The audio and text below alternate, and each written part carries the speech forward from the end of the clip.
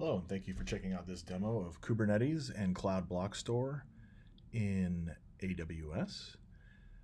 We're just going to look on the left here. We have a Kubernetes cluster that's running on-prem, and then on the right we have a Kubernetes cluster that is running in AWS.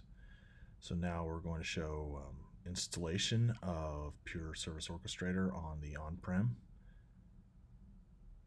Kubernetes cluster. Just one line to install.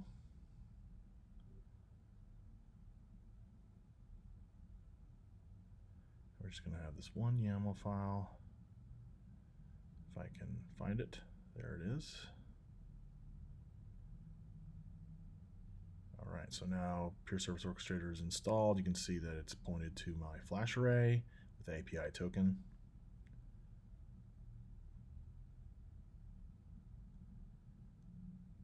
And we're going to launch our sample application. It gives us a nice visual way of loading data into the array. So it's Minio, and we're going to really quickly bring this up. We can see that the container is starting. I'm slightly impatient.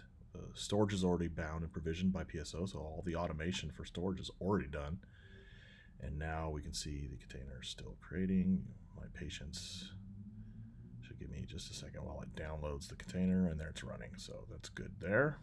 Just a few seconds. 24 is a long time to wait, 24 seconds.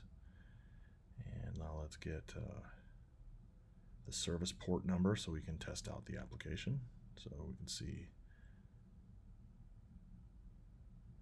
that information there. And on our cluster, we can now go to that port.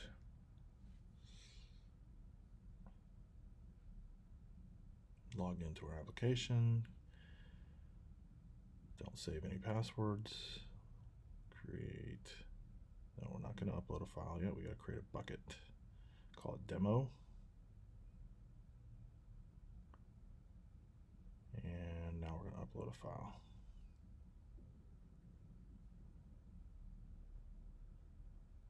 It's my backgrounds file. So I'll open that up.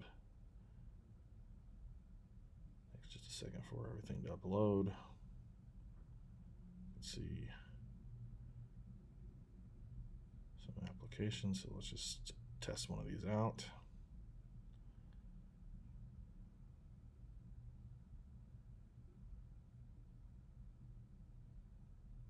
And there we go. So it's a background that I use on my laptop. We're going to find the volume name on the Flash array. Now, typically, you would not come in here and check this if you're running Kubernetes. You would just run it via code, but we want to be able just to show that the interface is the same on-prem as it is in the cloud. Let's take this name here from Kubernetes and drop it into our volumes filter. There we go. We can see prod K8s, PVCs all connected up. So we're going to take that name. We're going to add it to our protection group, which will then replicate out to the Cloud Block Store in the public cloud. So we're going to add that there. And we have a target to the Cloud Block Store already set up. And we're going to enable the replication schedule every 5 minutes.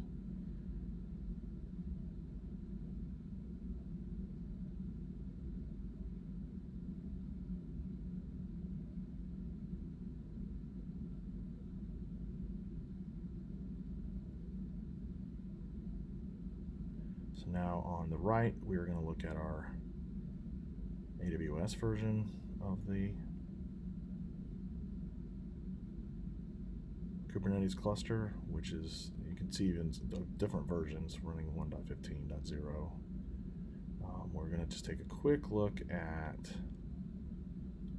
script and a Ansible playbook that we use to automate the moving of that persistent volume into AWS. So we can see here we have a Ansible playbook. It it's attached that has the token for the cloud block store. So it's the same procedure, IP address and an API token, and then we have this small shell script that calls out that playbook. So we're going to run that. What that'll do is take the snapshot that's been replicated and make a brand new volume out of it with the same exact name as it was on the on-prem flash array. So cloud block store, we can come over here, go to volumes, and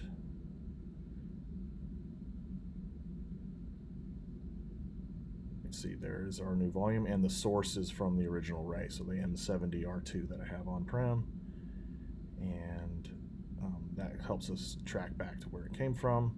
So now we need to import this name into our public cloud Kubernetes running on AWS. So we're going to modify our deployment file. So instead of saying create, we use this annotation, so import volume purestorage.com name. This allows us to say, hey, don't create a brand new volume, which is fine, we can do that, but let's just take this existing volume and import it in. And what Pure Service Orchestrator will do is we'll take over management of that volume. It'll actually rename it with its namespace so that we can identify it pretty easily on the cloud block store. So we're going to apply that file.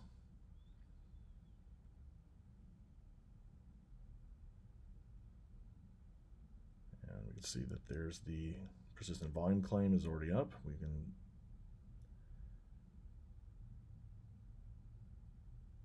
just did that. Let's do pod.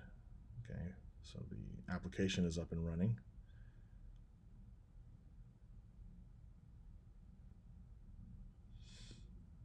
You can see that it renamed it, so it said that volume doesn't exist anymore, but there it is. And you can see it's the same source. The source didn't change, it's just the name of it. So now that Pure Service Orchestrator is managing it, it's part of it. It's domain or namespace. So now we can see it's attached. It's attached to one of our hosts. So let's grab that port number.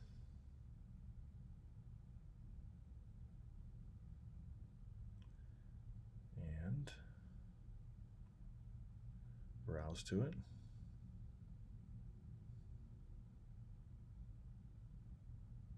Sign in.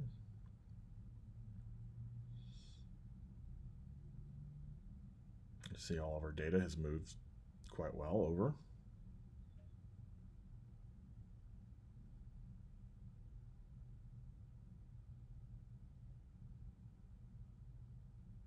And there's our data. So thank you for checking out this demo. If you have more questions, find me on Twitter at john_2vcps.com, or reach out to your Pure Storage team. Thank you very much.